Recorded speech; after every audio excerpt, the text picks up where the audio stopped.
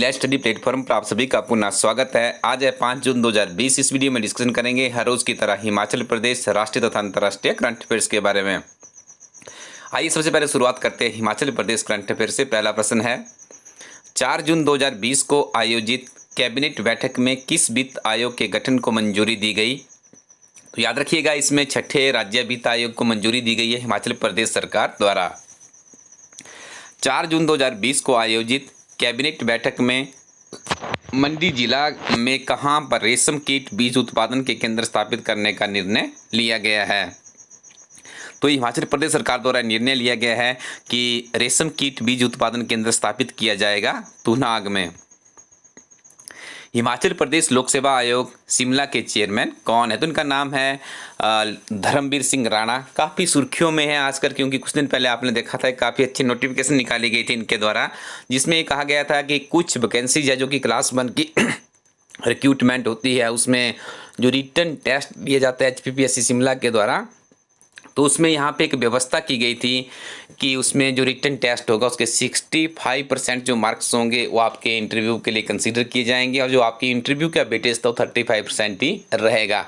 आज के समाचार पत्रों में भी काफ़ी ज़्यादा सुर्खियों में इनकी स्पीच है, जिसमें इन्होंने कहा है कि हम ऐसे विकल्प खोज रहे हैं कि कोविड-19 पैंडेमिक के बीच में किस तरह से ऑनलाइन परीक्षाओं का आयोजन किया जा सकता है, जिसमें कुछ परीक्षाएं ऐसी है जिसमें हिमाचल के अभ्यर्थी ही हिस्सा लेंगे। तो उन्हें जैसे हिमाचल में पूर्ण रूप से यदि लॉकडाउन खुल जाता है तो उन परीक्षाओं का आयोजन आसानी से किया जा सकता है। 3 तरह के केंद्र स्थापित करने की बात भी कही गई है।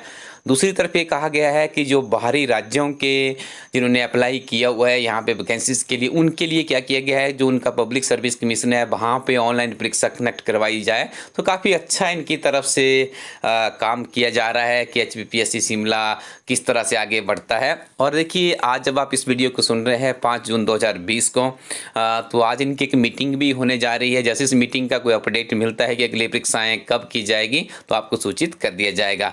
तो आप हमारे इस YouTube चैनल पे बने रहिएगा।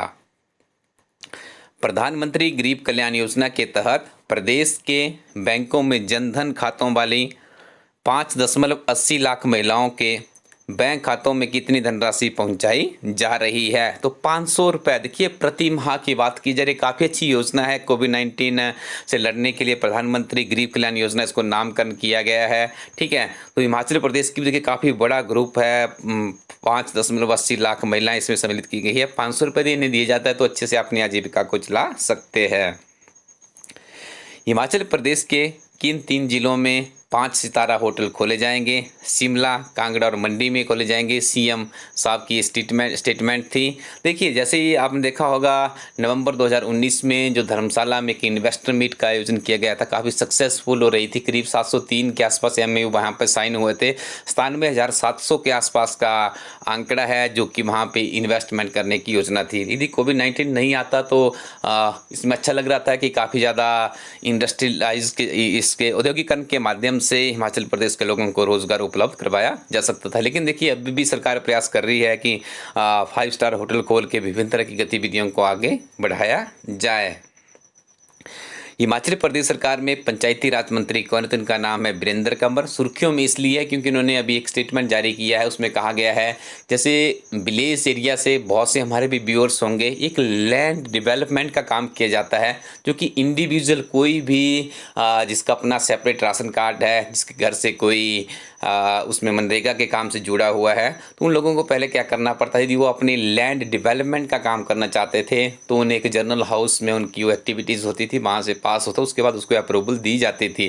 लेकिन you know very well about that कि कोविड-19 के बीच में जर्नल हाउस तो नहीं होगा। तो इन्होंने कहा है वीरेंद्र कंवर ने कि अब आपको उस तरह के जर्नल हाउस में घुसने की ज़रूरत नहीं है। आप साधारण एप्लीकेशन के ऊपर अपने खेत में जहाँ पे आप चाहते हैं कि यहाँ पे लैंड डेवलपमेंट होना चाहिए, उसकी एप्लीकेशन अपने प्रधान को दीजिएगा और वहाँ पे उसको उनकी एक छोटी सी संक्षिप्त मीटिंग में उसको अप्रूवल दे दी जाएगी। और स्टूडेंट्स, यदि हम बात करें युवाओं को कृषि व्यवस्था से जोड़ने के लिए, तो आप लोग यदि युवा है तो इस तरह की एक्टिविटी में जरूर पार्टिसिपेट कीजिएगा। आगे डिस्कशन करेंगे national and world current affairs के बारे में। पहला प्रश्न है, रवीश कुमार को भारत सरकार द्वारा किस देश का राजदूत बनाया गया है? तो इन्हें फिनलैंड का राजदूत बनाया गया है। उष्णकटिबंधीय तूफान क्रिस्टोबॉल का निर्माण कहाँ से हुआ है?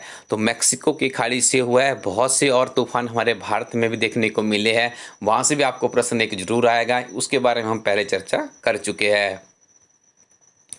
विश्व स्वास्थ्य संगठन ने किस दवा के सुरक्षा संबंधी डाटा के अध्ययन के बाद फिर से इसके परीक्षण की मंजूरी दी गई है? तो इस दवा का नाम है हाइड्रोक्सीक्लोरोक्विन। काफ़ी फेमस रही है, आपने सुना होगा। यूएसए के जो राष्ट्रपति डोनाल्ड ट्रंप, उन्होंने भी इस दवा की डिमांड की थी, लेकिन उस टाइम भारतवर्ष में इस दवा के निर्यात के ऊपर प्रतिबंध लगाया गया था। लेकिन मोदी सरकार ने काफ़ी स्ट्रांगली और स्ट्रेट फॉरवर्ड डिसीजन लिया कि यदि विश्व को जरूरत है तो हम इस दवाई का एक्सपोर्ट करने के लिए भी रेडी है की गई। उसके बाद भारत की छवि पूरी दुनिया में सेपरेट हो गई थी। उसके बाद कुछ दिन पहले हमें समाचार पत्रों में देखने को मिलता है कि जो ये हाइड्रोक्सीक्लोरोक्विन दवाई है, जो कि बेसिक तौर पे यदि बात करें तो ये मलेरिया के लिए इसका इस्तेमाल किया जाता है, लेकिन ये कोविड-19 के पेशेंटों के लिए भी काफ़ी सहायक सिद्ध हो रही थी, लेकिन इसकी कोई भी अप्रूवल नहीं थी। तो काफ़ी वैज्ञानिकों ने इसके ऊपर विरोध किया कि ये दवाई बिल्कुल यूजलेस है, एटसेट्रा। इसके ऊपर इस तरह से हुआ, बैन लगाने की कोशिश की गई। लेकिन अभी एक लेटेस्ट न्यूज़ आई है, WHO की न्यूज़ के ऊपर हम लोग विश्वास कर सकते हैं। तो उन्होंने कहा है कि इस दवा का हम परीक्षण करेंगे, देखेंगे कितनी कारगर साबित होती है। इस दवा का नाम आपने अच्छे से याद रखना है, यहाँ से प्रश्न बन सकता है आने वाली किसी परीक्षा में।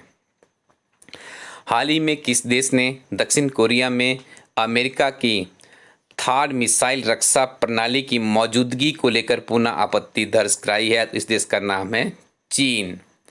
भारतीय उद्योग परिसंघ का नया अध्यक्ष किसे नियुक्त किया गया है? तो उदय कोटक जी को बनाया गया है भारतीय उद्योग परिसंघ का अध्यक्ष। केरल की पहली महिला DGP हाल ही में जिसे नियुक्त किया गया, तो उनका नाम है R Sreelekha. Next one is अंतर्राष्ट्रीय पर्यावरण दिवस कब मनाया जाता है? 5 जून को बनाया जाता है। और देखिए, आज आपने मुझे 2 काम करके बताने हैं, होमवर्क के अच्छे से कीजिएगा, डेफिनेटली आप लोग अच्छे ट्रैक पे जाएंगे। पहले तो आप लोग मुझे बताइएगा इस वर्ष का थीम क्या है, ठीक है। सेकंड में आपने बताना है कि पहली बार अंतर्राष्ट्रीय पर्यावरण दिवस कब बनाया गया था। दोनों प्रश्न बहुत महत्वपूर्ण है। किस देश ने डिस्पेंसर पंप वाले कंटेनरों में अल्कोहल आधारित हैंड सैनिटाइजर के निर्यात पर प्रतिबंध लगाया? तो इस देश का नाम है भारत। स्टूडेंट्स, यदि आप किसी परीक्षा की तैयारी करें तो हमारी काफ़ी उत्कृष्ट किताब है जिसका नाम है हिमाचल प्रदेश एक समग्र अध्ययन, नए विजन, नए एडिशन, नई समरी के साथ में ये किताब उपलब्ध है। इस किताब के पहले पार्ट में आपको हिमाचल प्रदेश की बहुत ही सारगर्भित संक्षिप्त नोट्स की फॉर्म में कंप्लीट इन्फॉर्मेशन उपलब्ध करवाई गई है। उसके बाद सेकेंड पार्ट में इसके ओल्ड क्वेश्चन पेपर है, क्लर्क से लेकर HS तक के। यदि आप इनको सही ढंग से करते हैं, जब आपने पहला पार्ट सही ढंग से पढ़ा होगा, जब आप ओल्ड क्वेश्चन पेपर पढ़ते हैं तो आपके दिमाग में एक विजन बन जाता है कि इस प्रतियोगी परीक्षाओं में किस तरह के प्रश्न पूछे जाते हैं और आने वाले समय में किस तरह के प्रश्न पूछे जा सकते हैं। इसी सोच को चरितार्थ करने के लिए इस किताब को लिखा गया है। तो आप इस किताब को एक बार जरूर ट्राई कीजिएगा। अभी आपको 1 हफ्ते का इंतजार करना पड़ेगा इसकी डिलीवरी के लिए, लेकिन यदि आप लोग ऑर्डर करते हो तो आपको 1 हफ्ते के अंदर सबसे पहले इसकी कॉपी पहुंचा दी जाएगी। ये हार्ड कॉपी की फॉर्म में ही उपलब्ध है। इसके अलावा स्टूडेंट्स, हमारे इस प्लेटफॉर्म में और भी बहुत सी किताबें हैं, इनका भी आप लोग लाभ उठा सकते हैं। किताबें ऐसे अध्यापकों द्वारा तैयार की गई है जिन्होंने खुद बहुत सी परीक्षाएं खुद क्वालिफाई की गई है। तो स्टूडेंट्स, बने रहे आप हमारे इस यूट्यूब चैनल पे। Thank you very much. Keep watching इला स्टडी यूट्यूब चैनल।